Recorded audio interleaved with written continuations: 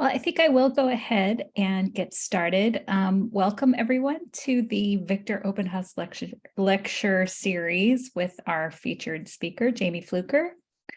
The agenda for the day is that I'm just going to give a brief introduction about the lecture series, and then Dean Crowder's going to give a brief introduction to Jamie.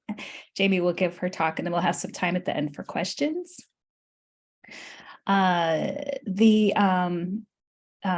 been using this name a lot as though everybody knows what Victor Obenhaus, who he was and what that means, but maybe you don't. And if you don't, he was a professor of ethics at CTS for about 30 years, from 1944 to 1973. And from 73 to 74, he was the acting president of the seminary.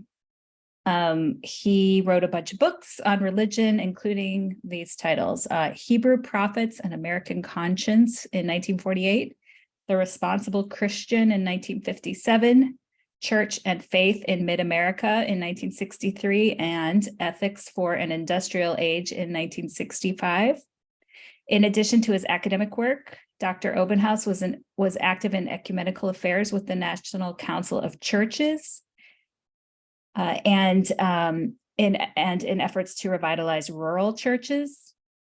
And following his retirement, he worked on behalf of prison inmates as head of the Illinois Prisons and Jails Project. And the Victor Obenhaus Lecture Series is a platform for CTS PhD students to present their work in a formalized setting. It's been a long-standing tradition at CTS. Our very own Professor Bom-Young So presented a paper entitled The End of History and Theological Reflection in 1998 when he was a student and was presenting in the Obenhaus Lecture Series. So that's a fun bit of trivia. Today, we'll continue that tradition as we hear from current PhD student Jamie Fluker. So I will turn it over to Dean Crowder. Thank you. Well, good afternoon, everyone. It is March Madness. And those of you who are not in sports, particularly basketball, don't have a clue what I'm talking about. But for those of you who love basketball, this March Madness is the highlight, the high point of college basketball. And the NCAA, the National Collegiate Athletic Association, administers sports, and a selection committee decides who gets to dance, who gets to play during March Madness. What does this have to do with Reverend Jamie Fluker? Well, Reverend Fluker is from Decatur, Illinois. She serves as faith and congregational community organizer for the Southsiders Organized for Unity and Liberation, or SOUL. Reverend Fluker holds a Bachelor of Arts from Carthage College in Political Science and Criminal Justice. Prior to her studies at CTS, Reverend Fluker completed her Master's in Theological Studies from another CTS, Christian Theological Seminary in Indianapolis. And while at that CTS, Reverend Fluker, Jamie as we call her here, was named the recipient of the Reverend William Bill Duffy Theology Prize. Reverend Fluker currently serves as Associate Minister at Fellowship Missionary Baptist Church in Chicago. But did you know that Reverend Jamie Fluker was also on staff? Where? Yes, at the NCAA headquarters in Indianapolis. In our many conversations about womanist studies, theology, activism, and family, we've talked about, yes, March Madness and sports. Let me assure you that Jamie does not play when it comes to her academics. This doctoral pursuit is no game to her. She is indeed a big baller, shot caller when it comes to womanism, activism, faith, and Fannie Lou Hamer. Please welcome my beloved advisee and one who is already making her mark, Reverend Jamie L. Fluker, as she takes the virtual court and shares with us Faith on the Frontlines, Womanist Theology, Public Activism, and Fannie Lou Hamer. Thank you, Dr. Crowder. I'm going to share my screen and then we're going to jump right into things, if that is okay with everyone. So, good afternoon. Thank you to all who have gathered virtually as a part of this CTS community. I wanted to express thanks to President Braxton, to Dean Crowder for that wonderful introduction. And yes, I do miss the sound of tennis shoes squeaking on a court at this time of year. To Dean Emily Vogt for your hard work in getting this lecture scheduled. To the CTS faculty and PhD committee for selecting me to be one of the Obenhaus lecturers this year. To the staff and all those who've played a role in making today possible. And then to guests, fellow classmates and friends who have gathered, thank you for being here. Your presence today is a gift. The Obenhaus Lecture is named in honor of Dr. Victor Obenhaus, a former professor of Christian ethics at CTS, as you've heard. And I wanted to pause to honor Dr. Obenhaus' memory and legacy. And I also want to note that the second Obenhaus Lecture will be presented by fellow PhD student Rebecca Blackburn. I invite you all to return next week, Thursday, March 28th at noon. Her lecture is entitled Waves, Games, and Chaos, a Comparative Approach to Privilege Critical Hermeneutics. My lecture today, entitled Fannie Lou Hamer, Our Faith on the Frontlines, Womanist Theology, Public Activism, and Fannie Lou Hamer, is a part of my research interest and studies. This research inspires and informs my work as a doctoral student, ordained clergy, and as a congregational and community organizer, serving and fighting for and alongside members of marginalized communities on the South Side of Chicago. My identity as a scholar, clergy, and organizer intersect in a real and meaningful way. In the Gospel according to Luke, chapter 18, verses 1-8, Jesus tells a parable of a faith-seeking, foot-stomping, early ancient protesting, marginalized, justice-seeking widow and her encounter with an unjust judge. In this Lucan parable, Jesus describes a widow who approaches an unjust judge who has no respect for people and does not fear God. This persistent and audacious widow comes to this unjust judge daily, seeking justice against her oppressor. She is simply unwilling to take no for an answer. This persistent woman, identified as a widow, is given no name, and the cause in which she seeks justice for is unknown.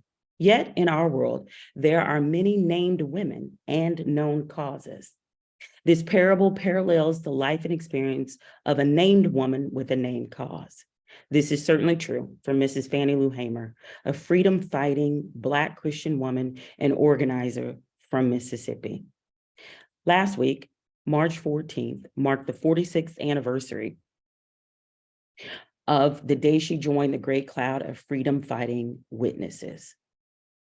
Black women organizers have used social justice storytelling as a tool for social change.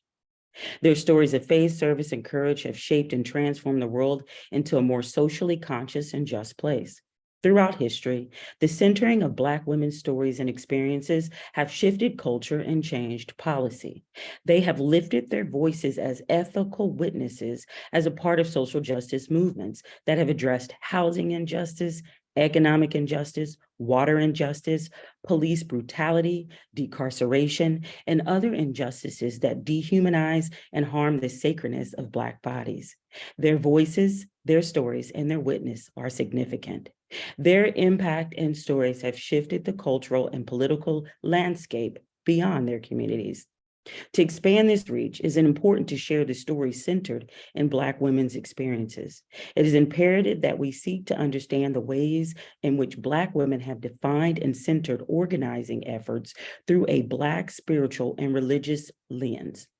Movements that address racial and social injustices that are presented in marginalized communities are often ignited by a Black spiritual and religious lens. Black women are leading and serving in Black-led, Black-centered grassroots organizations across the country. They are women who are working to build power to create change in their communities. And they are drawing from a womanist well, with their work centered around womanist ideals, fighting for liberation and freedoms of not just all Black people, but of also people of color in all marginalized communities.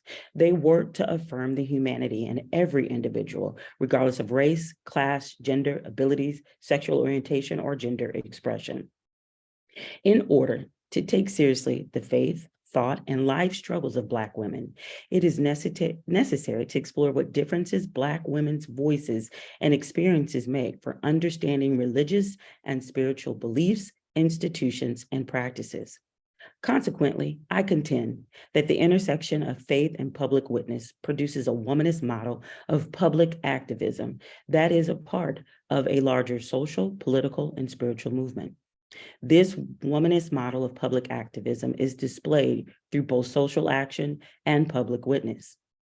The life and witness of Fannie Lou Hamer emerges as an example of a womanist model of public activism.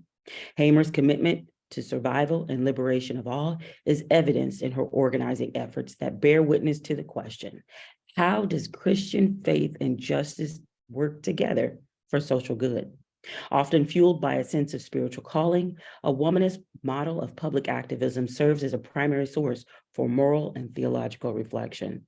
Hamer's life as an organizer serves as a theological framework in which to explore the faith, spiritual calling, and the ethical witness of Black women on the front lines of social justice movements. Through her words and the use of storytelling, Hamer's organizing efforts offers insight into the intersection of faith and justice. Hamer demonstrates what it means to place her faith on the front line of social justice.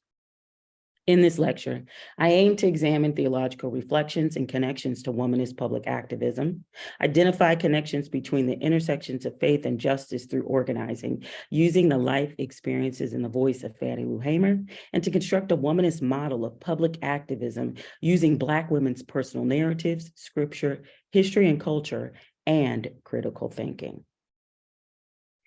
I turn first to womanist theology. Hamer's contributions in movement spaces is best understood through this lens. The term womanist was first introduced by writer, poet, and social activist Alice Walker in 1982. In her novel, In Search of Mother's Garden, Walker introduces a four-part definition of the term womanist.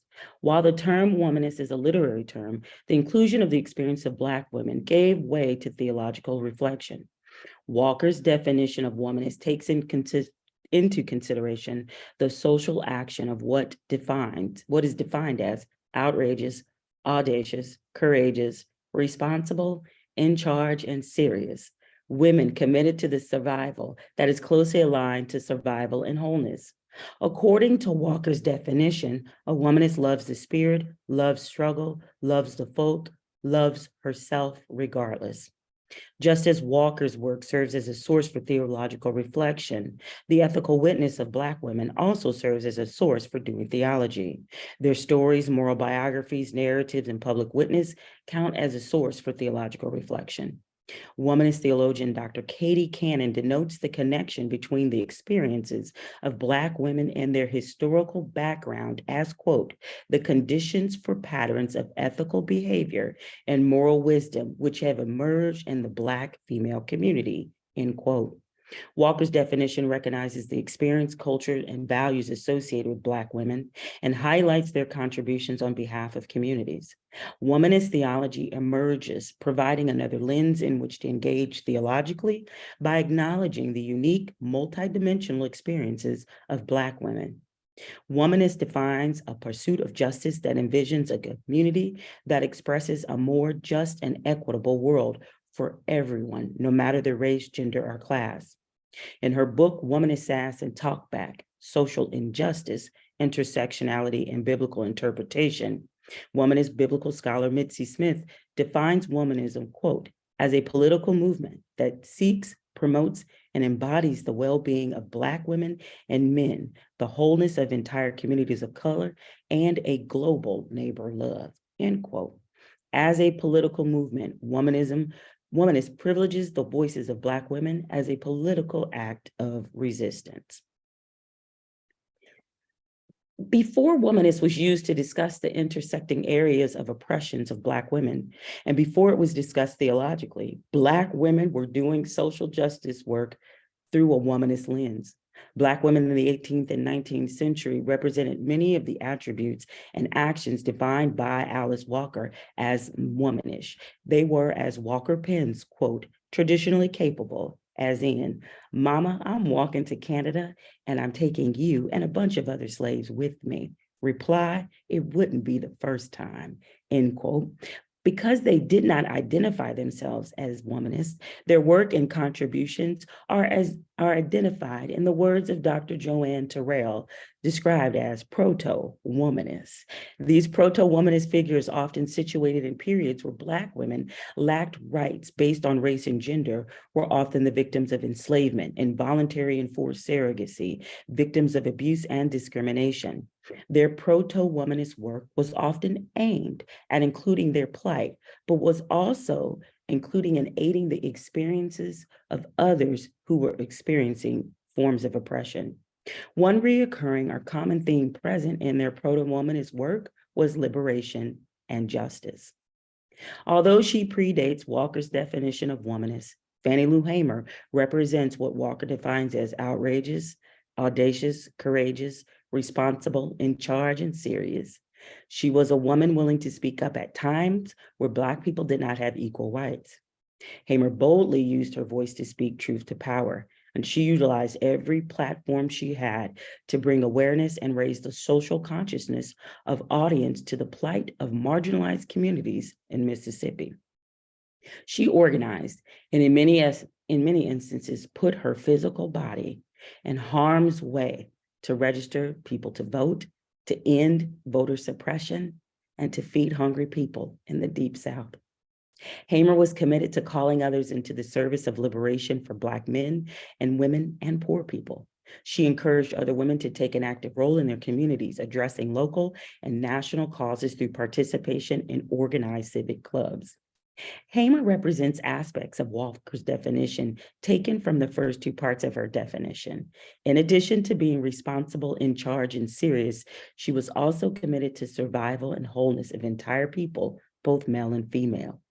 Hamer spent approximately 15 years of her life raising her voice against racial discrimination, civil rights, voting rights, voter suppression, and poverty.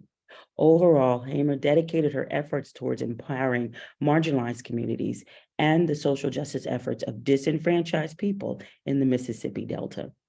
Her commitment was not only to those in her community, but she was committed to the survival of all people. In her book, Minding the Mother Lode, Methods in Womanist Ethics, ethicist and scholar Stacey M. Floyd Thomas offers a glimpse into the restorative work of facilitating dialogue and sharing the narratives of Black women. Floyd Thomas asserts that this restorative work creates a better understanding of doing theology that is for and inclusive of Black women. By building on other forms of liberation ethics, Floyd Thomas evaluates life under oppression in order to empower Black women through the development of methods that uphold their moral struggles. In doing so, she presents an outline that brings to the forefront both the voices and experience of Black women facing intersectional or overlapping experience of oppression, like racism, sexism, and classism. Floyd Thomas developed 4 essential tenets closely aligned with Alice Walker's 4-part definition of womanist. Floyd Thomas identifies 4 tenets that are essential for womanist ethics: radical subjectivity, traditional communalism, redemptive self-love, and critical engagement. For Floyd Thomas, radical subjectivity is a process of wrestling of one's sense of identity out of the hold of hegemonic normativity, which through the work of womanist ethics is something that is possible to be done. Traditional communalism is defined as a sum of gifts and concerns of Black people that once utilized strengthens the community. This usually involves both the history and culture of Black people. Redemptive self-love, a consistent theme found in the work of women writers, reconciles Black women to their truer selves. And the final essential tenet, critical engagement, obliges every Black woman to critically engage the world at the intersection of their oppressions. The 4 essential tenets are developed as a constructive womanist approach that seeks to eradicate oppressive social structures that limit Black women. This methodological approach sheds light on the social areas that impact and shape the lives of Black women to include their family, community, culture, and religious life. It goes beyond the survival strategies and alternatives presented to Black women and pushes towards liberation and freedom from systems and institutions that limit their possibilities. Author and New Testament biblical scholar, Dr. Stephanie Buchanan Crowder, offers guideposts along hermeneutics way as a means in which to process and interpret a source. Dr. Crowder's introduction of a hermeneutical quadrilateral defines 4 main areas for processing and interpretation. With the source at the center, this quadrilateral examines praxis, social location, cosmology, and context as components essential for interpretation. Each of these areas coupled together provide a process in which to explain, understand, and interpret a source. Using this hermeneutical quadrilateral as a source and as a guidepost, I developed a womanist hermeneutical quadrilateral grounded in womanist ideals and ethics. It offers a hermeneutical framework that incorporates the experiences of Black women, that incorporates womanist theology, ethics, and public activism. The 4 sides of the womanist quadrilateral include personal narrative, scripture, history and culture, and critical thinking. It serves as a guidepost for understanding and the exploration of Black women and their experiences in social justice movements. Let's begin with personal narratives. The personal narratives serve as an important side of this quadrilateral. Narratives serve as an important characteristic in womanist theology and scholarship. The stories of Black women and their ability and opportunity to narrate and tell their stories from their experience situates theological reflection from the voice of the oppressed or marginalized rather than from the oppressor. Floyd Smith argues that the use of slave narratives and autobiographies forced researchers to examine the real-life shared experiences of Black women, while also raising the challenging question of why these experiences have been omitted and ignored. These narratives and stories reveal the liberating and restorative justice work Black women performed and carried out in the face of oppression. By sharing their stories, Black women become participants in their own liberation. Historically, scripture was utilized at times by oppressors as a tool to oppress, but also as a source, but also served as a source for the oppressed. Scripture is still an important part of the Christian experience and is often viewed from the perspective of the marginalized when scripture is rooted in a womanist hermeneutics of wholeness and survival and liberation of all. Womanist theologian Dr. Katie Cannon asserts that, quote, understanding the prophetic tradition of the Bible empowers Black women to fashion a set of values on their own terms, end quote. Scripture is used as a reference point to complement the work of Black women and sharing their stories as it meets at the intersection of history and culture to facilitate restorative justice that reclaims their humanity. It is inclusive of the history that impacts their daily experiences, often highlighting the intersecting areas of oppression. It is a movement that does not stand alone. It becomes the movement fueled by a biblical prophetic tradition that emphasizes the value, dignity, and worth of Black women. With respect to Black women, it is imperative to understand the historical events that impacted their daily lives. These historical events had an impact on the culture of the Black community as well. There was typically a gap between the way in which Black women were viewed and how they viewed themselves. In her book, Hope in the Holler, womanist theologian A. Elaine Crawford focuses upon the historical struggles of Black women. Crawford notes how Black bodies have been undervalued and controlled by white culture during various periods of U.S. history. Crawford sheds light on the experience of pain, abuse, and violence Black women endured because of societal racism, classism, and sexism. As Crawford denotes, Black women as, quote, permissible victims of American society, end quote. Their experience and struggles are closely linked to the sharing and retelling of their stories as an attempt to be heard and to live free. Despite the physical, emotional, and sexual abuse, Black women have used their voices as a way of freeing themselves from the pain of that abuse. They've raised their voices and pens in the fight for their own humanity. They did not and do not allow racism, sexism, and classism to hold them captive and silent. Their liberation was often found in the retelling and the sharing of their stories. Critical thinking allows for interpretation and opportunity to reflect on the cultural and historical experiences with the narratives of Black women. This side of the quadrilateral allows for the theological reflection necessary for drawing conclusions related to faith and social change. This draws parallelisms to author and social theorist Patricia Hill Collins' work on intersectionality as a critical thinking tool. Hill Collins introduces intersectionality as, quote, a new way of looking at social inequalities and possibilities for social change, end quote. Hill Collins argues intersectionality is not comprised of a set of ideas, since ideas do not foster change, but rather a theory that transforms thoughts into action. According to Collins, intersectionality's ideas spark changes in the social world because of its ability to inform social action. As a critical social theory, intersectionality captures thoughts and ideas that Collins suggests, quote, can address contemporary social problems and provide the social changes needed to solve them, end quote.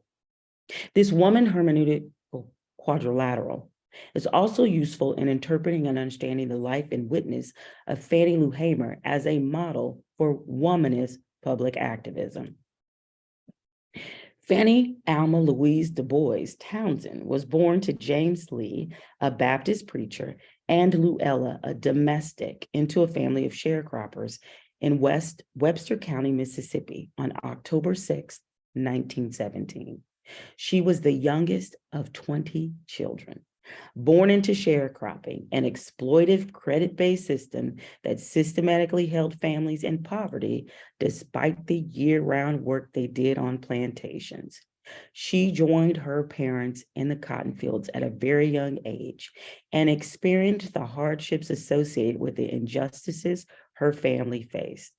Despite her parents working hard, she often lacked proper clothing for the winter months, shoes, and oftentimes food. Using her personal narrative as public testimony, Hamer shared her life experiences as a sharecropper and later as an organizer in the Mississippi Delta. She shares stories of her life, which serves as a backdrop to the social injustice she experienced. From her brutal attack in a Mississippi jail for attempting to register people to vote, to the attempts to kill her. Hamer shares in her own words, quote, and brother, you can believe this or not, I've been sick of this system as long as I can remember. I heard some people speak of depression in the 30s. In the 20s, it was pression. With me, depression. I've been as hungry. It's a funny thing since I started working for Christ. It's kind of like in the 23rd of Psalms, where he says, thou prepare the table before me in the presence of my enemies. Thou anointed my hand with oil and my cup runneth over, end quote. She further explains that attempts were made to kill her, quote, and I've walked through the shadows of death because it was on the 10th of September in 62 when they shot 16 times in a house and it wasn't a foot over the bed where my head was. But that night I wasn't there. Don't you see what God can do? Quit running around trying to dodge death because this book said, he that seeketh to save his life, he's going to lose it anyhow, end quote. Her personal narrative served as a powerful testimony in her work as an organizer and freedom fighter. From a young age, she was influenced by her family's active participation at Strangers Home Baptist Church, the place where she heard her father preach and read scriptures, encouraging parishioners of a better day to come. Church was her training ground, the place where she sung her first solo, This Little Light of Mine. She sung this song in response to the poisoning of her family's livestock. It was her favorite song and a song she would sing again during her first attempt to register to vote.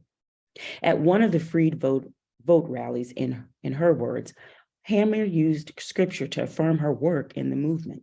She opened her address, quote, from the 4th chapter of St. Luke, beginning at the 18th verse. The Spirit of the Lord is upon me, because he has anointed me to preach the gospel to the poor. He has sent me to heal the brokenhearted, to preach deliverance to the captive, and recover the sight to the blind, to set at liberty to them who are bruised, to preach the acceptable year of the Lord. End quote. Hamer continues saying, now the time have come that was Christ's purpose on earth. And she ends that speech by telling people, quote, all we got to do. That's why I love the song, This Little Light of Mine. From the 5th chapter of Matthew, he said, a city that's set on a hill cannot be hid. And I don't mind my light shining. I don't hide that I'm fighting for freedom because Christ died to set us free. And he stayed here until he got 33 years old, letting us know how we would have to walk, end quote. We see evidence of Hamer's history and culture through her introduction to organizing. In August of 1962, Hamer attended a mass meeting where she was first introduced to the Student Nonviolent Coordinating Committee, also known as SNCC, through the Council of Federated Organizations. The meeting held at Williams Chapel Baptist Church was to inform residents about voting rights and voter suppression of Black residents living in the Mississippi Delta. At 44 years old, Hamer learned of her constitutional right to vote. During the meeting with SNCC, Hamer signed up as one of the handful of people who would travel to Indianola to register to vote. She traveled by bus with other Black unregistered voters. They were met with hostility and angry white residents who rode alongside the bus, waving guns at them and attempting to intimidate and scare them. Hamer retells the incident in a speech she delivered with Malcolm X at Williams Institutional CME Church in Harlem on December 20th, 1964. In her address entitled, I'm sick and tired of being sick and tired, she shares, quote, my name is Fannie Lou Hamer, and I exist at 626 East Lafayette Street in Ruleville, Mississippi. The reasons I say exist is because we're excluded from everything in Mississippi, but the tombs and the graves. That's why it's called that. Instead of the land of the free and the home of the brave, in Mississippi, it's called the land of the tree and the home of the grave. It was the 31st of August of 1962 that 18 of us traveled 26 miles to the county courthouse of Indianola, Mississippi, to try to register to become first-class citizens. It was the 31st of August in 1962 that I was fired for trying to become a first-class citizen, end quote. By the time she returned home, she was met by the owner of her plantation, B.D. Marlowe, who threatened her. She was instructed to either take her name off the voter registration list or leave the plantation. She chose the latter, informing Marlowe that she had a right to register, but rather than accepting the status that she was less than and was not permitted to access that right, she saw herself as worthy and accepted being fired as a consequence of her actions. That first SNCC meeting and action gave birth to the freedom-fighting organizer we now know today, and also bears witness to her voice of self in a world that viewed and treated her as less than. Fannie Lou Hamer was instrumental in organizing and mobilizing strategic efforts in pursuit of justice and liberation for marginalized and vulnerable people, primarily in the Mississippi Delta. Despite facing intersectional forms of oppression, she created spaces in social justice movements that yielded positive changes for marginalized community members. She was successful in securing housing for community members in the Mississippi Delta. She educated and registered thousands of Black people as voters. She secured millions of dollars in funding for food and clothing for people most in need, farming equipment, and land to help residents grow their own food. In her speech, the only things we can do is work together, delivered at a chapter meeting of the National Council of Negro Women in Mississippi in 1967, Hamer drives home the point of her work of freedom and liberation for all. She made clear that unlike the Mississippi teachers and the chicken-eating Negro pastors who she took issues with, that saying, quote, I have a principle, and not only do I have a principle, I have a charge, end quote. It was clear who she was fighting for. Hamer states, quote, and I'm not fighting for myself and for the Black race, but I'm fighting for the white, I'm fighting for the Indians, I'm fighting for the Mexicans, I'm fighting for the Chinese. I'm fighting for anybody because as long as they are human beings, they need freedom, end quote. As a part of her critical analysis, Hamer offered the following critique, quote, now something has got to break in this country. We have got to have some changes, and we can't keep standing around waiting for the white male because that's what they are saying. And not only changes for the Black man, and not only changes for the Black woman, but the changes we have to have in this country are going to be for the liberation of all people, because nobody's free until everybody's free, end quote. Hamer's commitment to a spiritual calling through her political activism and organizing is by definition womanist work, and it is a model for womanist public activism. Now, if we were to return to Gospel of Luke, the 18th chapter, verses 1-8, to the parable of the justice-seeking widow and her outrageous, audacious, courageous, responsible, serious behavior. If I were to name this persistent and audacious marginalized member of a community who approaches an unjust judge daily seeking justice from an oppressive system, I'd like to name her Fannie. She is not a widow, but she is marginalized. She is oppressed. She is a justice-seeking, former sharecropper, Christian Black woman, a freedom-fighting organizer from the Mississippi Delta. She too cried out daily against voter suppression. She too cried out daily against racism. She cried out against poverty, and she cried out against unjust acts against marginalized communities. While the gospel writer gives no voice to the woman, I can hear Fannie speaking to us, quote, you know, I couldn't say today that I'm fighting for equal rights. I don't want it. I've passed equal rights, and I'm fighting for human rights, not only for the Black man, for the red man, but for the white man and for all the people of this country, end quote. She used what she had. She used her personal narrative. She was informed and inspired by scripture. She understood her history and culture and used critical thinking and interpretation to guide her actions as a public witness. And she did this despite the interlocking systems of oppression she faced, of race, gender, sexuality, or class. She simply refused to be silent. This parable can be told today using different names, different causes.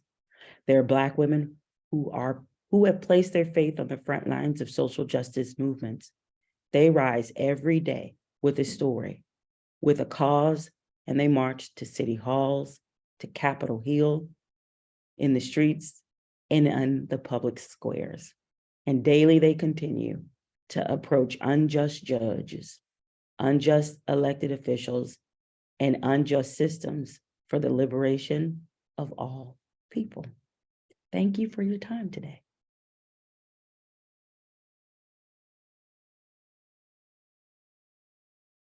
Thank you so much, Jamie. That was wonderful.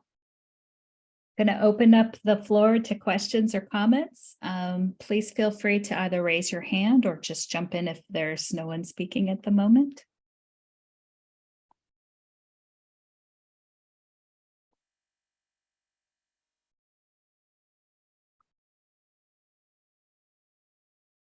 As we're thinking of questions, Jamie, perhaps you could tell us a little bit about how this particular presentation connects with some of your larger project of your doctoral work.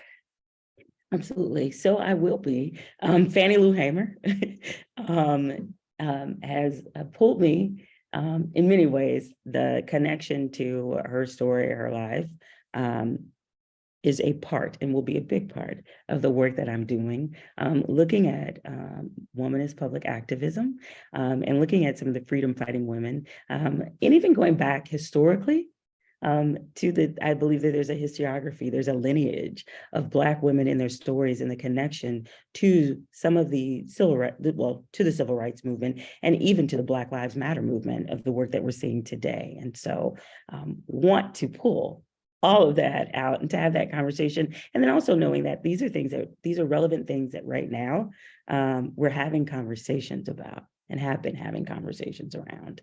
So this will be a big portion of the work that I'll be doing in my continued doctoral studies.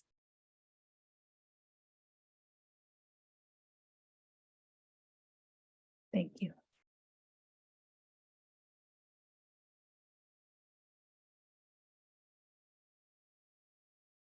I'll ask the question. Jamie, just very well done. I think anytime anybody wants to talk about Ella Baker or Fannie Lou Hamer, I am there. So thank you so much. Just very well done. I am curious, in your quadrilateral, which I'm like, that's phenomenal. So congratulations on that. And I'm glad I didn't wound you in producing mine for hermeneutics. So you connect biblical scripture. So in your quadrilateral, you connect biblical scripture to the colorism that Alice Walker presents as it relates to womanist and feminism and the purple and lavender.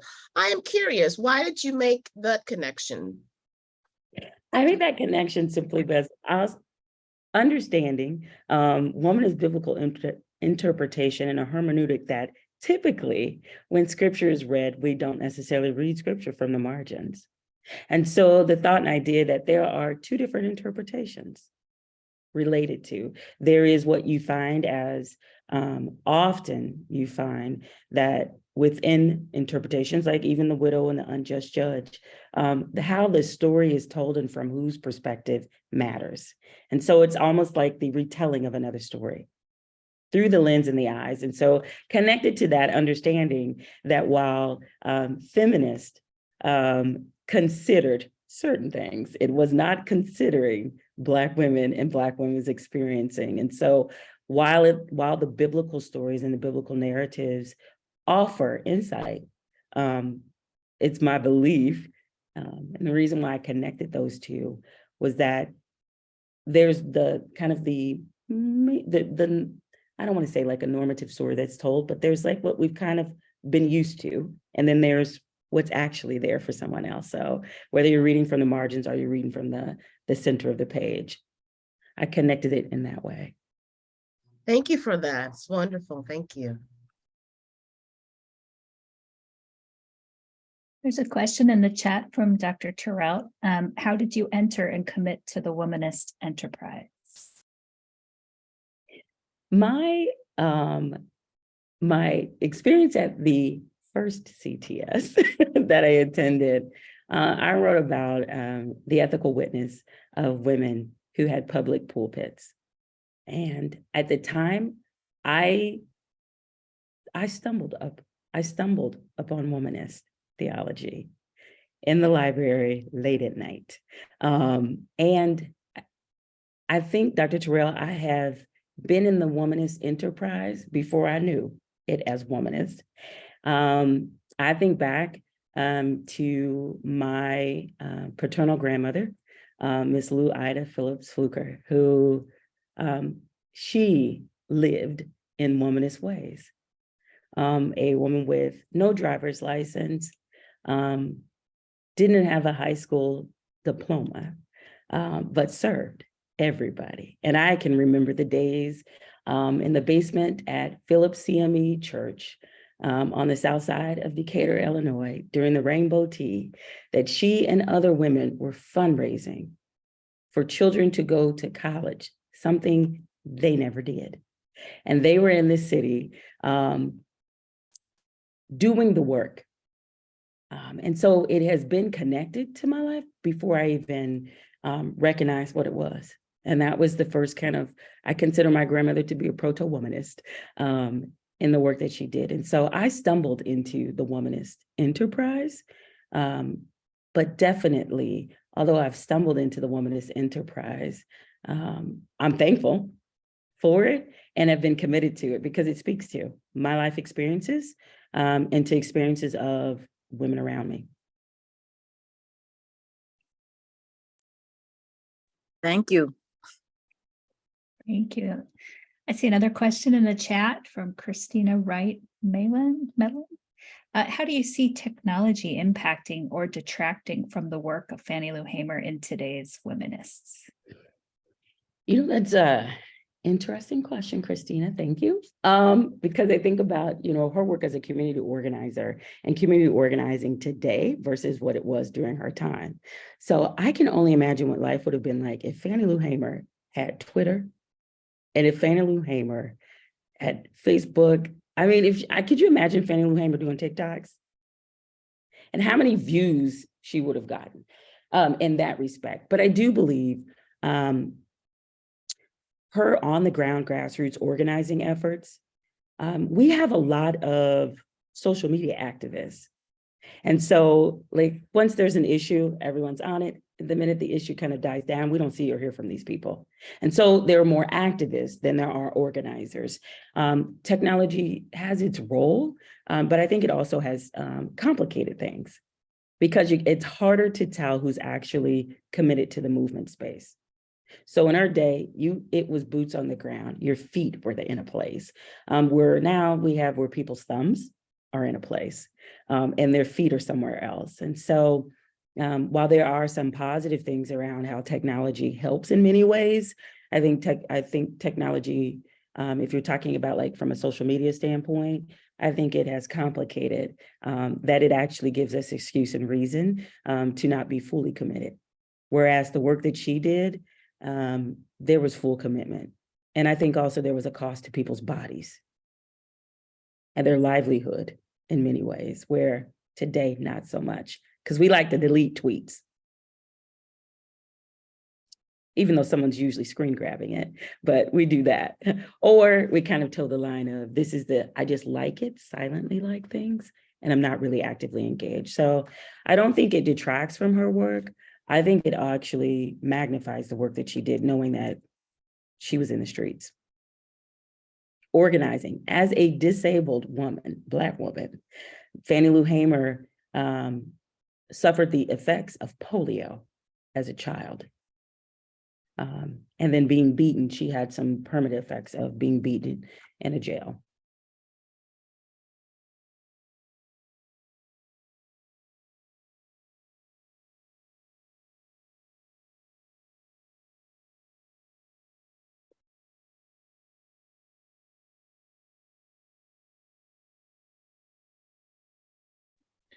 Hi, Jamie. It's good to see you. This is Sarah Branham. Thank you for your talk. It was remarkable.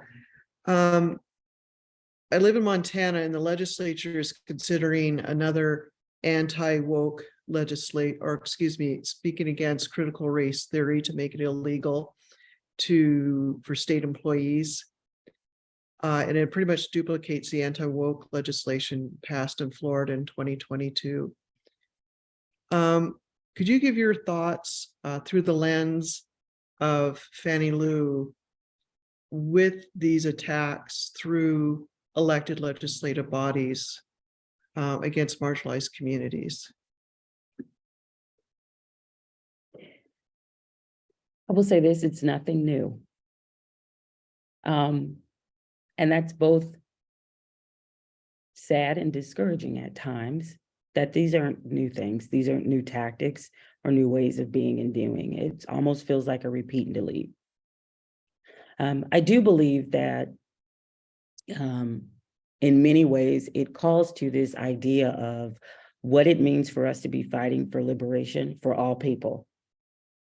And many of the movement spaces and work in many ways are segregated. So this is one issue in one space. This is one issue in one space. This is another issue in another space. And I believe that oftentimes we've missed the mark in that there is something to be said about coalition building. And we're finding that a number of the things that are happening and are taking place, that if I take in Illinois, the ending of cash bail, that was intersectional work. That there were coalition partners that came together to attack that. And so it leads me to feel and to believe that many of these issues and things that are happening. So right now, it's the so-called woke movement. It will be something else tomorrow. And if you live in the state of Florida, it's a little bit of everything.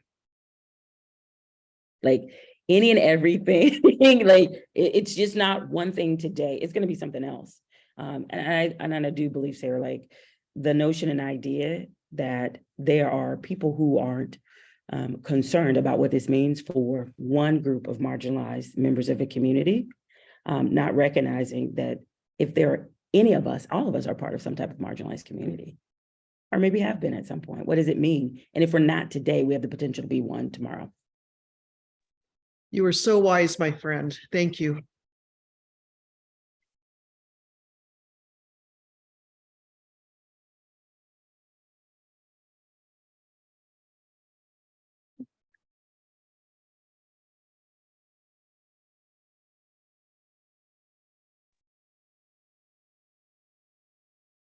Hi, Jamie. It's Mary Burns and Hi. everybody.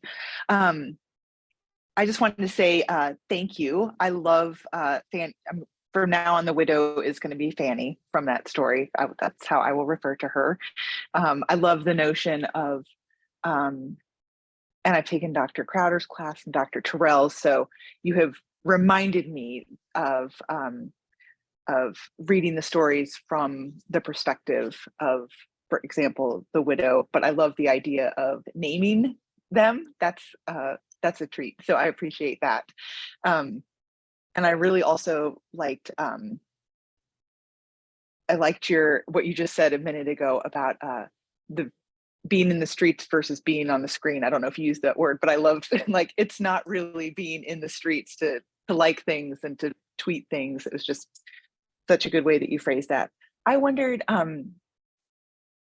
I've been thinking about joy recently in the face of everything that's coming at all of us from everywhere, like what Sarah is saying, and the world. And I wondered, what has Fannie Lou Hamer taught you about joy and hope as you do this work in this environment we're in the United States? Absolutely. Thank you for that. Going back to Fannie Lou Hamer's childhood and the influence of her parents, for her, her grounding was spiritual, was church. But not only that, Fannie Lou Hamer recalls several stories and incidents, she and her mother together. And this idea of her mother, the sacrifices she made, but also her mother who instilled in her and wanted her to know that there was nothing wrong with her Blackness, and that it was beautiful, and that it was, that she was a child created in the image of God, and that mattered. And so this like returning back to home for her, the spirituals, the hymns, these very vibrant church services, where, you have people who are experiencing, sharecropping was difficult. It was a system that grabbed hold to you. And it almost feels like, you read about it, it's like legalized slavery. That, you could hold people hostage and hold them in debt. That even in the midst of that they found joy amongst one another. That yes, there were the struggles of what we were fighting for. And she had plenty of successes. She had a pig farm, and they had a program where they would give people, you get 2 piglets, or you get a piglet, and you feed it, you'd bring them back to mate. And then, that you were giving an opportunity for other people to have something of substance, like to help feed families. She had a farm, cooperative, like all these things that she created and that she did. And you didn't think about, there were points, I think, in her story, and I was specific. There's no pictures of Fannie Lou Hamer in any presentation where Fannie Hamer doesn't look like there's some opportunity for joy. It wasn't all sad and gloomy. The fight was the fight. But I think what I've taken from that is that the opportunity that's needed in movement space to pause, to find joy. in the work. And most often, the joy comes in being surrounded by the people who you're in the struggle with. That while we might be struggling, we are still together and we are still here. And oftentimes the work, the burnout for people in movement spaces, they die young. And I imagine a lot of that has to do with the trauma that's inflicted. And to be in spaces where it doesn't always seem like you can find joy, but looking for it and pausing. That's the one thing, like she tells a story, she's not ashamed of where she came from and what she experienced. But her stories with her families were the ones that are the most touching, and thinking about that idea of what they collectively brought to one another. Thank you. Well, thank you for asking.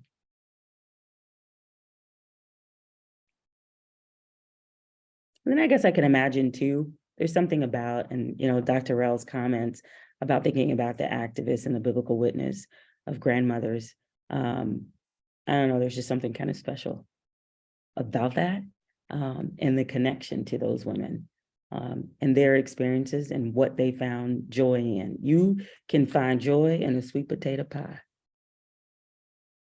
Can find joy in a pound cake. You can find joy. I mean, when I think about things, even in those moments where there are moments for joy and just our existing and our living and our breathing, and our thriving in some areas, and yes, even in our surviving, but yeah, those moments.